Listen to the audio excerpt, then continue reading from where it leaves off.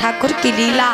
आकाश में से देवियां अपने अपने विमानों में बैठ करके महाराज देखने के लिए चली और रात में उठी पार्वती कैलाश पर्वत पे तैयार हो के चली। सो पार्वती महाराज तैयार हो के चली रात को समय। तो भोले बाबा ने कही कौन जा रही रात के समय हमें अकेलो छोड़ के। पार्वती बोली तुम नहीं जानत। भोले बाबा बोले हम कहा जाने के कौन जा रही हो। पार्वती बोली हम जा रहे वृंदावन में। वृंदावन में बोले काय को। पार्वती बोली वृंदावन में कन्हैया जो है वो गोपियों के संग महारास कर रहे, तो हम महारास देखने जा रहे। भोले बाबा बोले महाराज देखन जा रही। बोले हाँ। तो भोले बाबा बोले तो हम चली। पार्वती बोली कि वहां पर जेंट्स अलाउ नहीं है, ओनली लेडीज जाती हैं। जेंट्स अलाउ नहीं है तो नहीं जा सकते हो, पुरुष नहीं जाते हैं वहाँ, केवल स्त्रियां ही जाती हैं। भोले बाबा बोले देखो पार्वती कछु हो जाए लेकिन हम जाइए जरूर। अगर तुम जा रही हो तो फिर मोह लिवाए चले हो, चलो। अब पार्वती बोली तुम्हें हमें कैसे लिवाए चले, जब पुरुष जाते ही नहीं तो तुम्हें हमें कैसे लिवाए चले। सारी देवियां अकेली अकेली गई, अपने अपने पतियों को सबे घर छोड़ी, तो हम तुम्हें कैसे लिवाए जाए।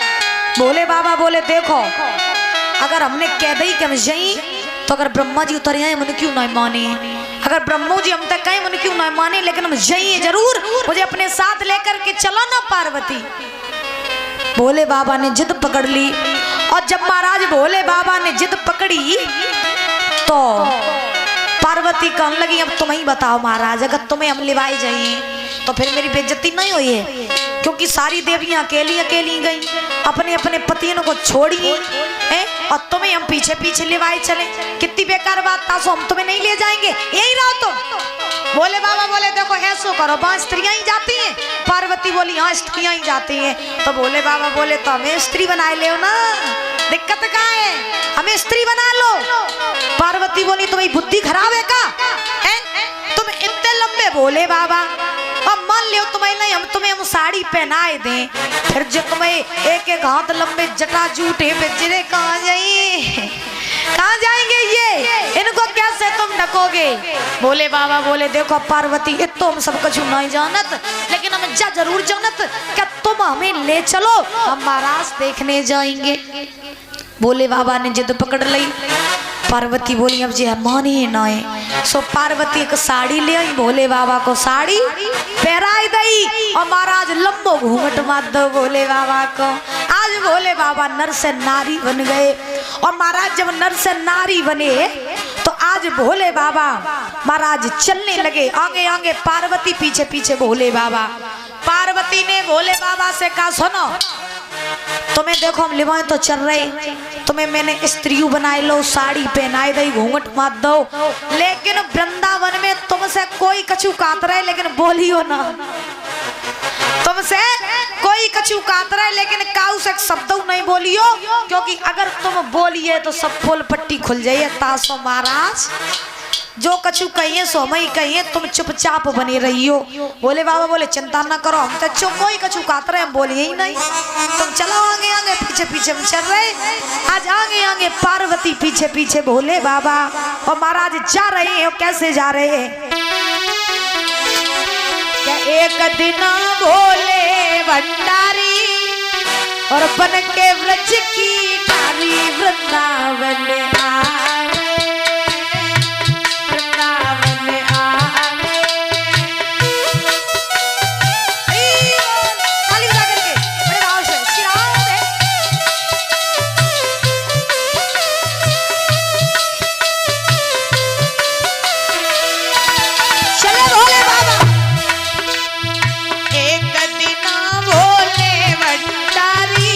बन के व्रज की नारी वृंदावन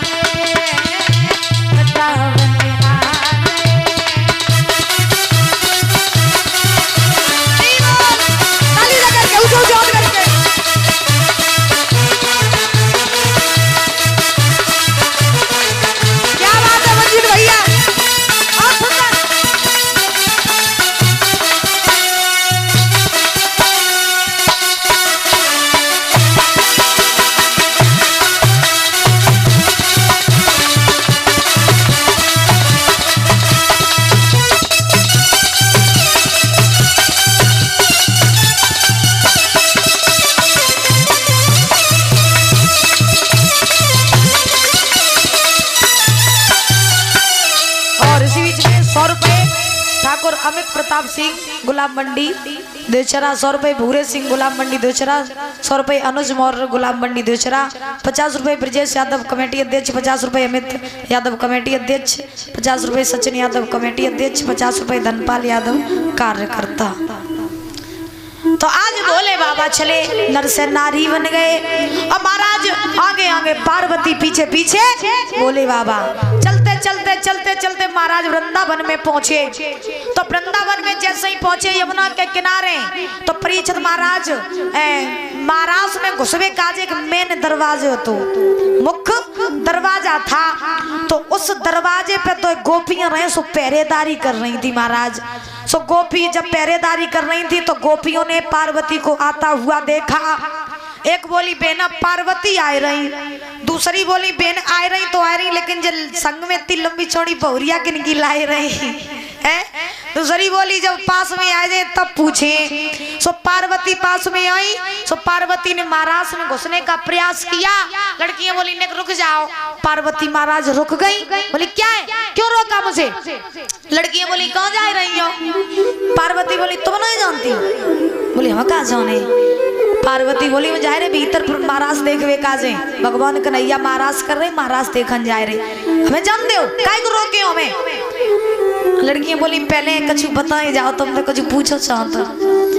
सो अब भोले बाबा दूर खड़े हो गए। पार्वती सही बात हो रही महाराज, भोले बाबा नहीं बोल रहे, लंबो घूंघट मारे चुपचाप खड़े महाराज। अब पार्वती बोली पूछो क्या पूछो चाहती? वृंदावन की लड़कियां बोली जब बताओ। कैलाश पर्वत पे तो तुम अकेली रहती हो और हम जाऊ जानत के तुम्हारे एक ललन को ब्याह नहीं बहू। फिर जब बहू किनकी ले आई हो, जब बहू किनकी है? पार्वती बोली तुम्हें नहीं पता जब बहू किनकी है? भोले बाबा समझिए बोले अब फंसी है, अब फंसी है चक्कर में, अब हम कहाँ जाए? और कौन धो के उसे अगर पोल पट्टी खुली तो सब इज्जत उधर ही नहीं रही है। सब महाराज अब पार्वती से जब लड़कियों ने पूछा कि जब बहू किनकी है? पार्वती बोली तुम नहीं जानती? बोले हम कहाँ जाने, बहू आई तुम्हारे संग, हम कहाँ जाने किनकी है? तो पार्वती बोली जब बहू और काऊ की थोड़ी ना, जब बहू मेरे ही लला गणेश की है। अब लड़कियां बोली अच्छा जब बताओ पार्वती तुमने अपने लला गणेश को ब्याह कब कर लो? तो पार्वती बोली तुम नहीं जानती, सुनो मेरी बात। तो पार्वती कहा बोली क्या चाहे गणपति की बहुरिया और माना तो सकी।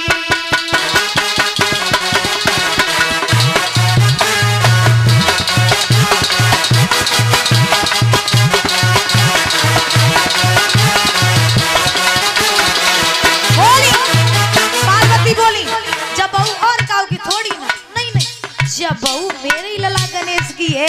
लड़कियां बोली ब्याह कब कर लो अपने लला को। पार्वती बोली सुनो इसी साल बेटा अपने की शादी नहीं बचाई।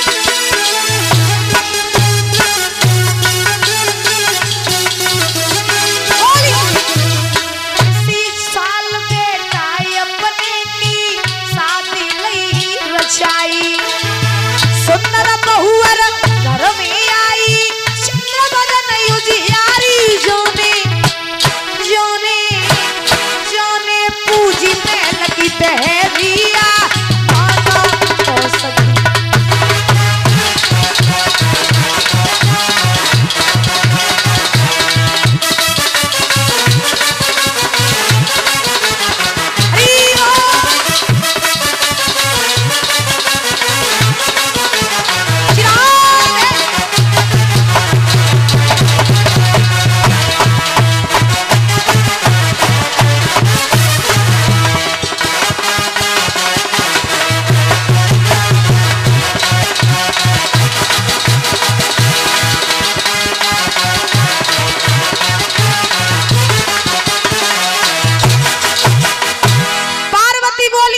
बहू मेरे लला गणेश की है और मैंने जाई साल अपने लौआ को ब्याह कर लो।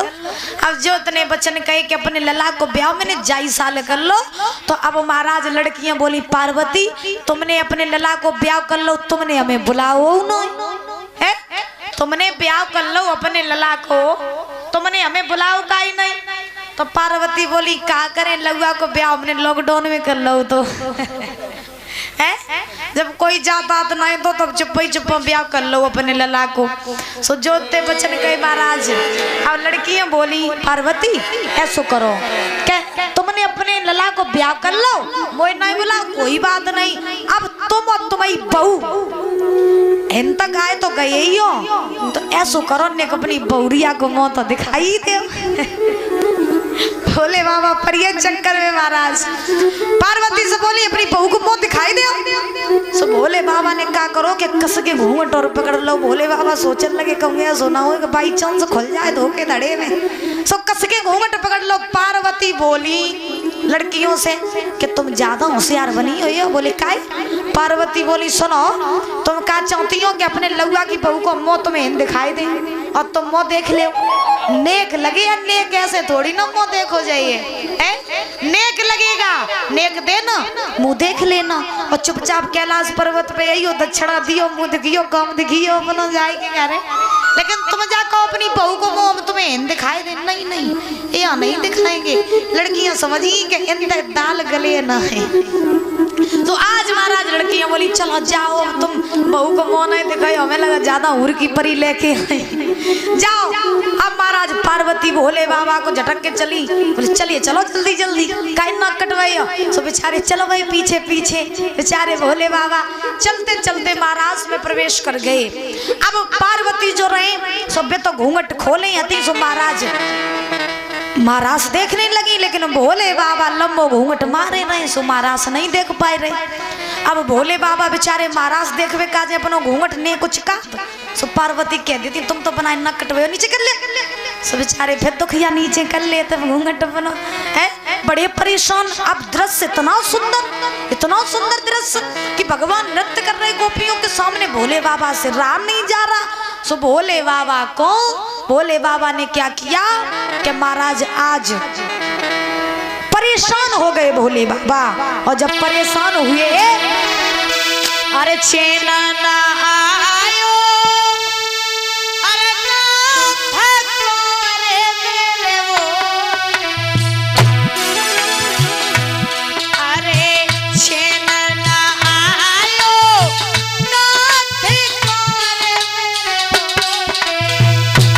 और साड़ी दीनी उतारे जी।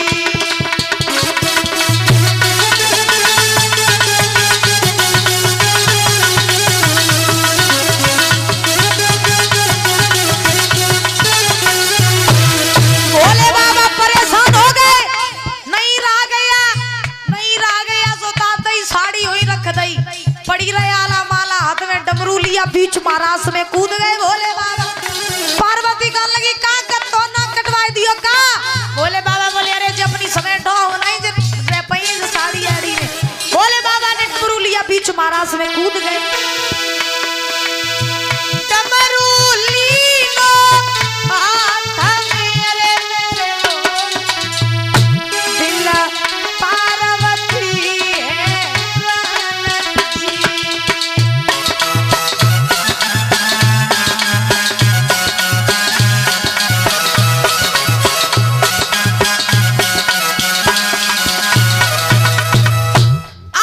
ध्यान रखना। भोले बाबा ने हाथ में डमरू लिया। डमरू लेकर के बीच महाराज में कूद गए जहाँ गोपियां भगवान कन्हैया नृत्य कर रहे थे। वहीं बीच में जाकर के भोले बाबा अपना डमरू बजाने लगे हैं।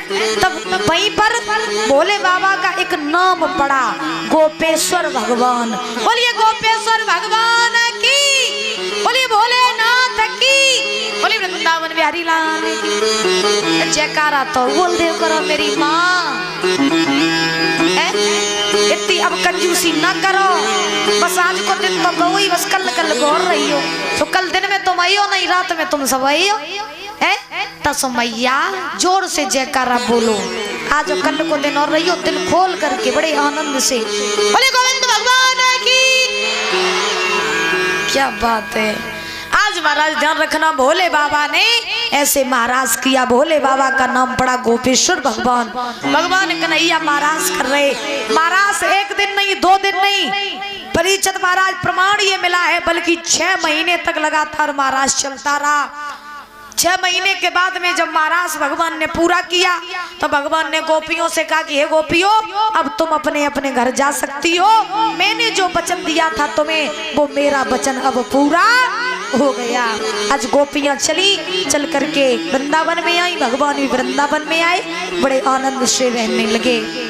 इधर श्री सुखदेव जी समझा रहे हैं राजन परीक्षित, मथुरा में कंस की चिंता दिन ब दिन बढ़ने लगी। कंस सोचने लगा कि मैंने अपने काल को मारने के लिए, कृष्ण को मारने के लिए अनेकों राक्षसों को भेजा, लेकिन कोई मेरे पास में लौट के नहीं आया। किसी ने मुझे ये नहीं बताया कि मेरा काल गोरा है, काला है, कैसा है। अब मैं करूं तो करूं क्या, अपने काल को कैसे मरवाऊं। तब तक नारद जी आ गए। कंस ने नारद जी को सुंदर से आसन पर बैठाला। नारद जी कहने लगे, कंसराज बताओ कोई दिक्कत वाली बात, कोई परेशानी, तुम्हारी काया कुमलात वही गाई जा रही है। कंस बोले, महाराज वही है, कहीं चिंता के काल में रो मर ही नहीं रहो, अब तुम बताओ कि हम क्या करें। तो नारद जी बोले, सुनो हम तुम्हें एक उपाय बताएं, आखिरी उपाय। नारद जी बोले, कंस बोले कौन सा उपाय। तो नारद जी बोले, सुनो, क्या तुम धनुषया की रचवई एक चिट्ठिया लिखवी जवई रे।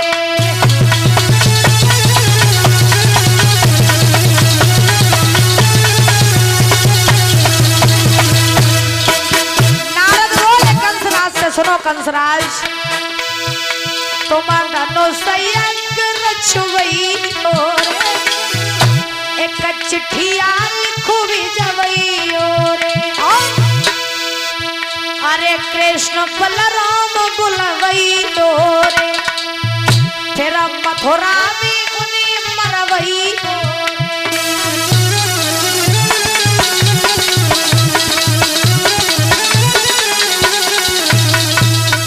नारद जी बोले, कंसराज तुम अपने महलों में धनुष यज्ञ रचवाओ और नंद के लिए पत्र लिखो, और पत्र में ये लिख दो कि हे नंद, कृष्ण बलराम को मैं आमंत्रित कर रहा हूँ, उन दोनों को तुम मथुरा में भेज दो, और जब कृष्ण बलराम मथुरा में आए तो तुम अपने हाथों से उनको मार देना। जो इतने वचन कहे सो नारद की बात कंस को अच्छी लग गई। अब नारद जी क्या सोचते, महाराज क्या जितनी जल्दी हो सके इस कंस के पापों का घड़ा भर जाए, उतनी जल्दी कंस मारा जाए। अब महाराज नारद जी वहां से चले गए। कंस ने देरी नहीं करी, पत्र लिख दिया। पत्र में लिखा कि हे नंद, मैं अपने यहाँ धनुष यज्ञ रचवा रहा हूँ, तो कृष्ण बलराम को मथुरा में भेज दो।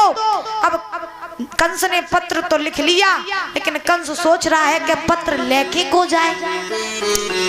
सो महाराज का मैया नींद तो नहीं आ रही है ना, घूंघट में सोए ले तोलो तोलो। हाँ सोई हो ना कोई, और नींद ना तो बता दियो, ठीक मंत्रों के द्वारा भगा देंगे, ठीक है। लेकिन सोई हो ना कोई, मन लग रहा हो कि नहीं लग रहा है, लग रहा हो। बताओ किने किने नींद आ रही, बताओ मैया तुम्हें आ रही। हटो छुट्टी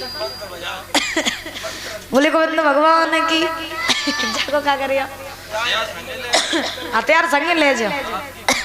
अच्छा आज महाराज कंस ने पत्र लिख लिया। अब कंस सोचने लगा कि हम पत्र भिजवाएं तो भिजवाएं किसके हाथों। तो महाराज कंस की सभा में रहते थे अक्रूर जी। तो कंस अक्रूर जी जो थे वो वृंदावन में जाते आते रहते थे, नंद से उनके अच्छे संबंध थे। तो कंस सोचने लगा कि मेरा वो पत्र अक्रूर जी ही लेकर के जाएंगे। तो कंस ने अक्रूर जी को बुलाया, जवाब दिया, हे अक्रूर ये मेरा पत्र ले जाओ वृंदावन में, और वृंदावन में से कृष्ण बलराम को मथुरा ले आओ। आज अक्रूर जी समझ गए विनाश काले विपरीत बुद्धि, जब विनाश का समय आता है तो बुद्धि अपने आप खराब हो जाती है। महाराज अक्रूर समझ गए कि कंस के अब विनाश का समय आ गया है, इसीलिए ये मौत खुद ब खुद अपने पास बुला रहा है। तो अक्रूर ने जवाब दिया, कंसराज सुनो मेरी बात, लेकिन मेरा निश्चय ये है और लाऊंगा उन्हें लिवा करके, लाऊंगा उन्हें लिवा करके और जाएंगे मथुरा नगरी से वो ईट से ईट बजा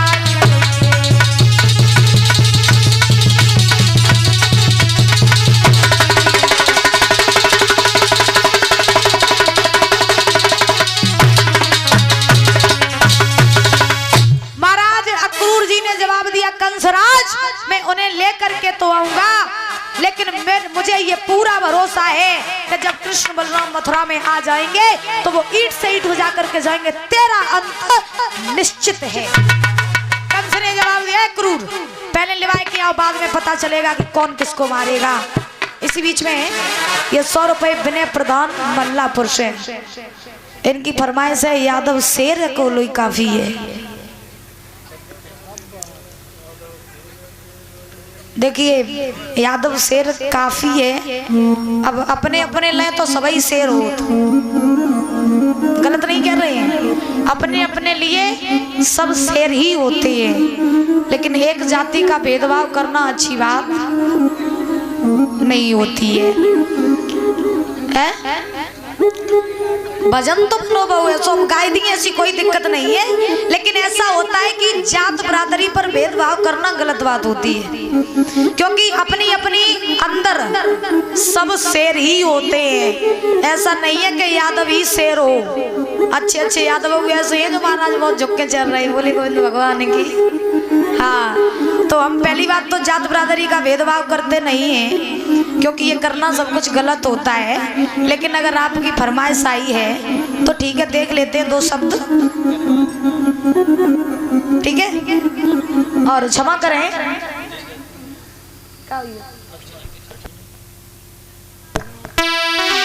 आइए देखते हैं, क्या यादव शेर अकेलो ही काफी है जो लड़े खोल के छाती, यादव शेर अकेलो ही काफी है जो लड़े खोल के छाती।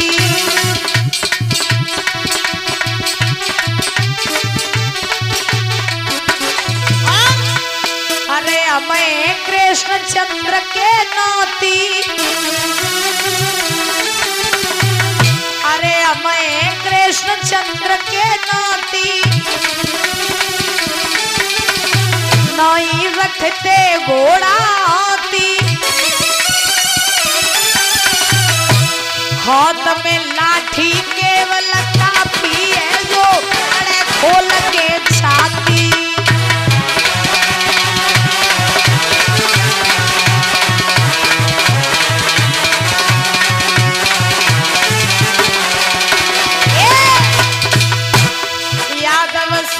अकेलो ही काफी है जो लड़े खोल के छाती।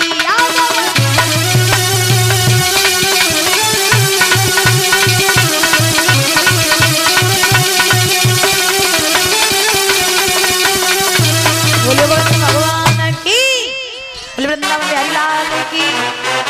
तुम लोग का स्वती बैठी रहती हो, जोर से जयकारा बोल दो करो तो नींद भाग जाइए।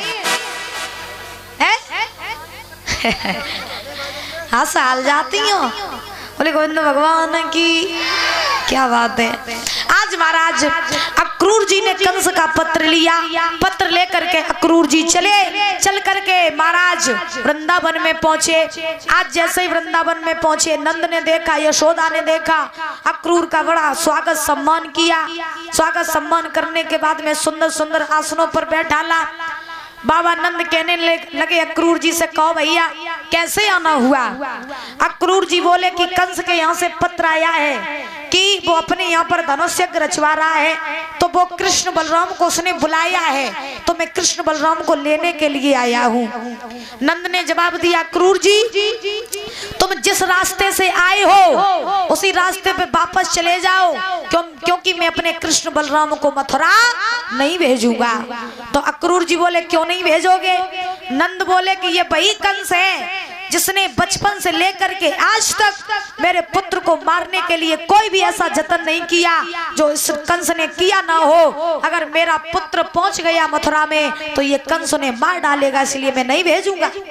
अक्रूर कहने लगे, हे नंद, जिस कृष्ण को तुम साधारण समझ रहे हो, अरे उस कृष्ण का तो जन्म ऐसे कंस जैसे पापियों को मारने के लिए ही हुआ है, इसीलिए कृष्ण को मेरे साथ भेज दो। अब मैया यशोदा ने भी यही बात कही कि हे अक्रूर, मैं अपने कृष्ण को नहीं भेजूंगा। तब तक भगवान कन्हैया बलराम के साथ में आए और अक्रूर को देखा, कहिए चाचा जी कैसे आए? अक्रूर बोले, हे कृष्ण, कंस ने तुम्हें बुलाया है, इसलिए मेरे साथ चलो, मथुरा में वो धनुष्य रचवा रहा है। भगवान प्रसन्न हो गए। भगवान बोले कि हे चाचा जी, अगर मेरे मामा ने मुझे बुलाया है तो मैं जरूर जाऊंगा। मैया यशोदा बोली, लाला तू कैसी बातें कर रहा है, हमें छोड़ के तू मथुरा चलो जाइए। अरे मैंने बचपन से लेके आज तक तो कभी खुद से अलग नहीं होने दिया और तू मथुरा जाने की बात कर रहा है, मैं नहीं जाने दूंगी तुझे। भगवान बोले, मैया आज जाएंगे, कल धनुष यज्ञ देखेंगे, परसों वापस लौट आएंगे, इसमें परेशान होने वाली कौन सी बात है? जिंदगी भर के लिए थोड़ी ना जा रही, बस 2 दिन की बात है। मैया बोली, तू लाला 2 दिन की बात कर रहा है, मैं तो तुझे 2 पल के लिए भी दूर नहीं करना चाहती हूँ, मैं नहीं जाने दूंगी तुझे। भगवान बोले, मैया चला जाने दो, क्योंकि कहा जाता है क्या जिंदगी में किसी भी रिश्तेदारी में न जाओ, किसी भी तीर्थ पर मत जाओ, लेकिन अगर एक बार मामा के घर चले जाओ तो मामा का घर महाराज सब तीर्थों में से सर्वश्रेष्ठ बताया गया है। मामा का घर जो है वो महाराज सभी तीर्थों में से सर्वश्रेष्ठ बताया गया है। तो एक न एक बार मामा के घर जरूर जाना चाहिए, क्योंकि मामा का घर तीर्थ के समान है।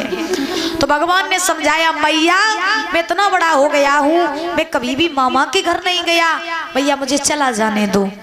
तो भगवान ने जब जिद पकड़ी तो मैया यशोदा मान गई, बाबा नंद मान गए।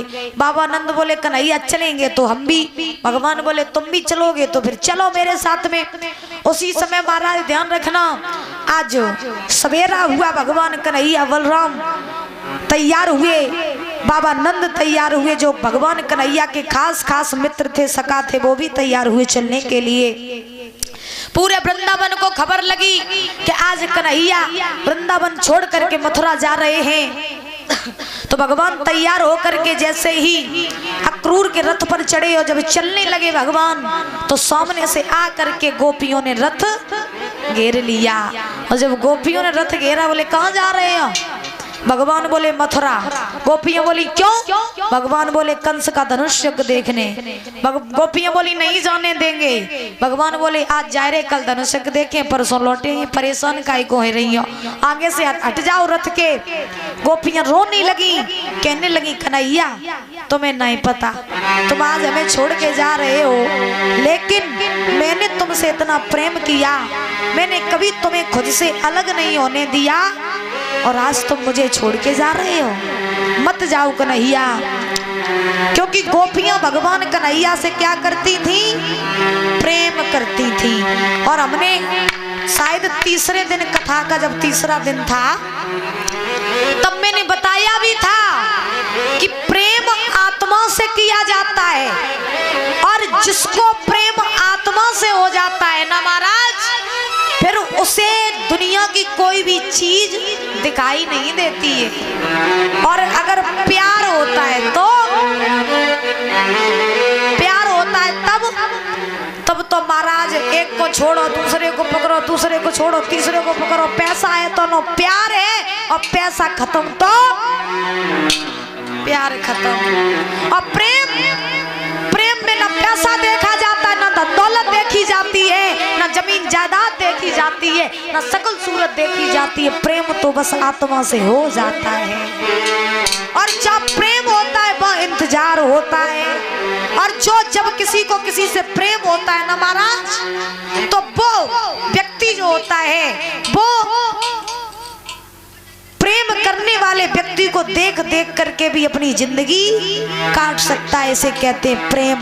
क्योंकि प्रेम में केवल मिल जाओ या एक दूसरे को देख लो, यही प्रेम नहीं होता है। प्रेम तो आत्मा से होता है। तो जिंदगी में अगर करना हो तो प्रेम करो, प्यार मत करो, क्योंकि प्यार करने वाले अक्सर धोखा खाते हैं। बोले गोविंद भगवान की। आज गोपियां कहने लगी कन्हैया छोड़ के जा रहे हो, लेकिन मैंने कभी ये नहीं सोचा था कि एक दिन तुम मुझे छोड़ के चले जाओगे। क्योंकि सुनो मेरी बात, कि ज्यादा प्रेमी को रुलाना अच्छा नहीं लगता, ज्यादा प्रेमी को रुलाना अच्छा नहीं लगता।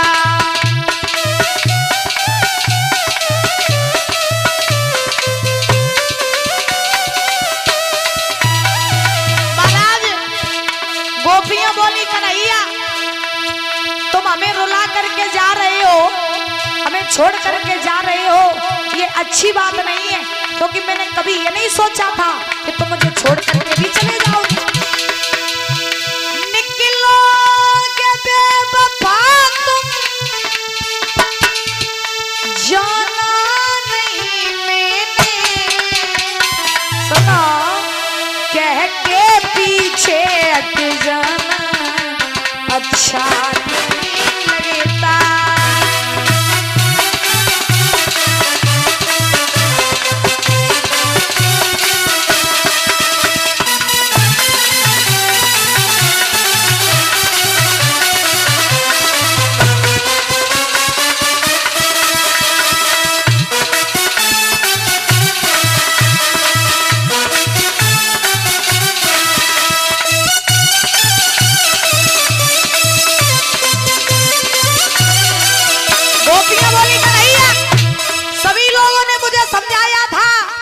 छलिया से प्रेम न करो, लेकिन मैंने काऊ की बात नहीं मानी, फिर भी मैंने तुमसे प्रेम किया।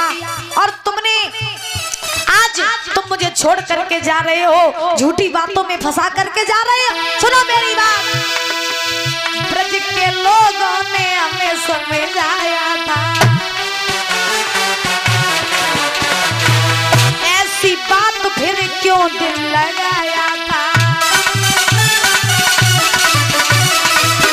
के लोगों ने हमें समझाया था, ऐसी बात फिर क्यों दिल लगाया था।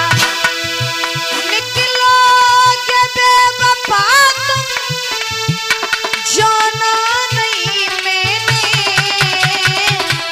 कह के पीछे हट जाना अच्छा नहीं लगता, जाता प्रेमी को रुलाना अच्छा नहीं लगता।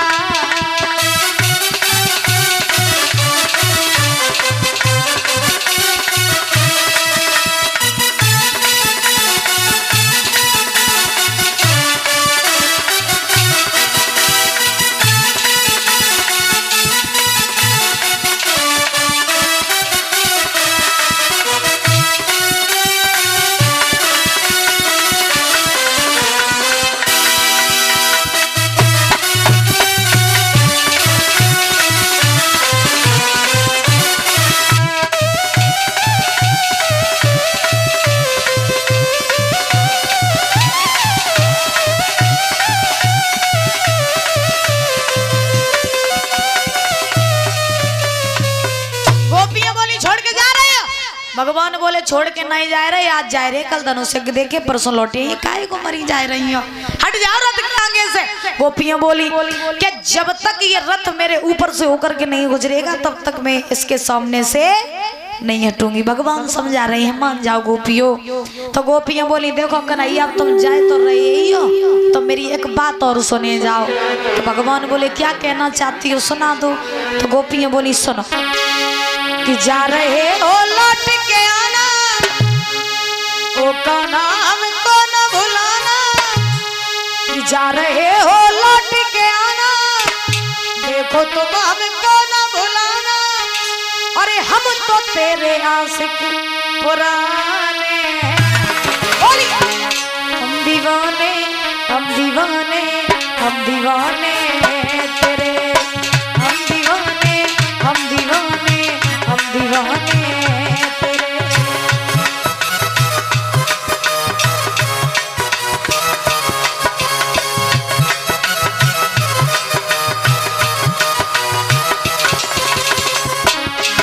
जा रहे हो लेकिन मेरी एक बात सुनी जाओ, जा रहे हो लौट के आना, देखो तुम हमको न भुलाना।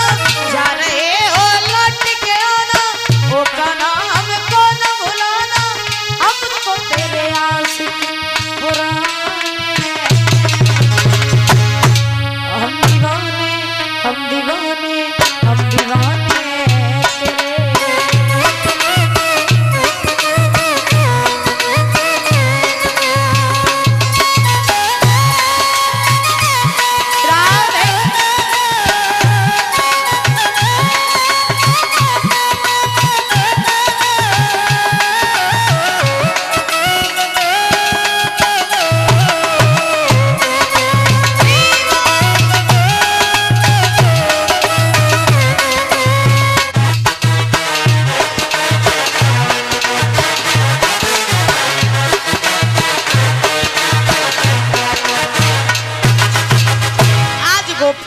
गोपियों ने कहा जा रहे हो लेकिन जाओ जरूर, हमें भूल मत जाना। भगवान बोले ठीक है। आज भगवान ग्वाल वालों को लेकर के, नंद को लेकर के, बलराम को लेकर के चलने लगे। मथुरा में पहुंचे तो रात हो गई थी। तो रात तो मामा कंस के फूल बाग में व्यतीत कर ली। सवेरा हुआ, भगवान बोले नंद से, बाबा अगर तुम्हारी आज्ञा हो तो क्या मैं मामा कंस की नगरी देखूं? तो नंद बोले नहीं नहीं कन्हैया, तुम यहाँ नए नए आए हो, किसी को जानते हो नहीं, तुम्हारी किसी से लड़ाई हो जाएगी, इसीलिए मत जाओ। तो उसी समय महाराज भगवान बोले नहीं नहीं बाबा, मैं किसी से नहीं लड़ूंगा, मुझे चला जाने दो। तो नंद बोले ठीक है चले जाओ। तो महाराज भगवान कन्हैया ने बलराम को साथ लिया।